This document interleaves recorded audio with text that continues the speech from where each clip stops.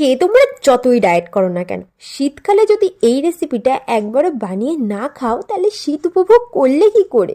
তো আমি এখানে আজকে বানাবো নলেন গুড়ের রসগোল্লা। ভাবতে পারছো তো? উফ, বলতে না বলতেই আমার জিভে কিন্তু জল চলে এসেছে। যেহেতু প্রথমবার ট্রাই করছি তাই মনে তো ভয় ছিলই, কিন্তু এতটা সাকসেস পাবো একেবারেই ভাবতে পারিনি। তো প্রথমে তো আমি 1 লিটার দুধ ভালো করে ফুটিয়ে ভিনিগার ফেলে ছানাটা কাটিয়ে নিয়েছিলাম, আর ছানাটা কাটানোর পরে ফ্রেশ ওয়াটার দিয়ে ওটাকে ক্লিনও করে নিয়েছি। তারপরে ভালো করে জল ঝরিয়ে 1 চামচ ময়দা দিয়ে ভালো করে এটাকে একদম মেল্ট করে মেখে নিয়েছিলাম। আর এদিকে আমি গুড় দিয়ে জলটা ভালো করে ফুটতে দিয়েছিলাম।